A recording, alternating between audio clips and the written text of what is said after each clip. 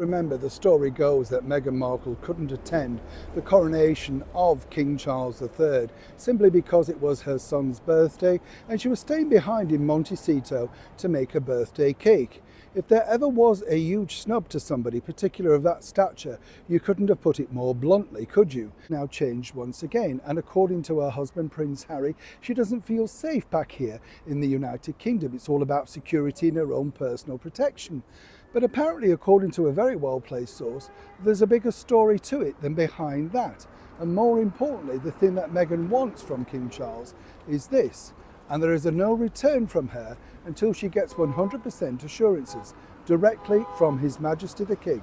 As ever, let me explain. Morning, good to see you today. You all right? Thank you so much as ever. Nice bit of green there. You see, look, the lamps. Don't they look nice and Victorian? Amazing. They're called heritage lamps, by the way. Not me, the lamps on there. Yes. Although I do look a bit heritage, I'm sure you'll all agree. It's been a long day, let me tell you, long day. Hope you're keeping well, whatever you're doing, as we enter, as I say, a brand new month. It's always strange, isn't it, at the start of a month? And I know I often say this, but it goes like that, and we're suddenly in another month, you know? I know, frightening, isn't it? How quick the whole thing's going. But we're not alone, are we? Because I talk to young people and they say same thing happens to them. So has the world now speeded up, or are we just getting slower? Either way, you work it out, everybody's had the same amount of time and hours. What are we wasting our time on? That's the big question. What do you waste most of your time on? Don't say me. No, but you know what I mean. What do you do? I think we all just dawdle around too much. I'm guilty of that, yeah. I think telly is now being replaced by literally staring into space, planning to make a cup of tea. You know what I'm saying? Are you like that? It's terrible, isn't it? You want to galvanise yourself, you just can't do it. Back as ever to your royal story of the day. Now, this is a serious thing, in fact, because as we know, Meghan Markle openly said on that Oprah Winfrey interview that while she didn't care about her own personal protection, at least give some protection to her husband, Prince Harry, and of course he nodded like an agreeing dog. And as we currently know, he's still embattled with His Majesty's government in a security spat. He believes that he should have full security wherever he is in the world alongside his wife and children at our expense. Yes, the story goes he's offered to pay, but that's a very fickle and very flimsy background story.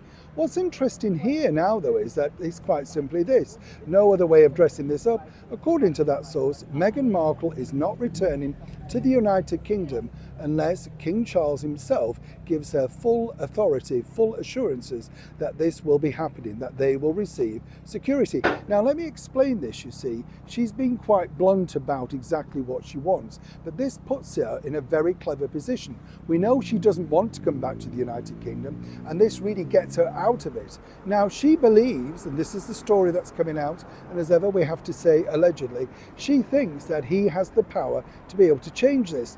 Yes, he could intervene, but he doesn't have the overall power. He can't attribute those running costs simply at the snap of her fingers. This is not the medieval times that Meghan seems to think we're still living in over here in the United Kingdom. But this is something that's truly, some might suggest, brainwashed Prince Harry, because he too believes that this could be the case.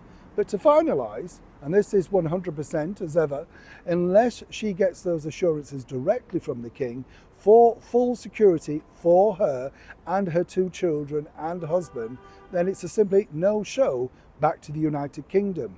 Now, how do you think that's going to play out with the cash-strapped people of the United Kingdom? And more importantly, in a mega cost of living crisis from two alleged millionaires. Neil Sean in the very heart of London.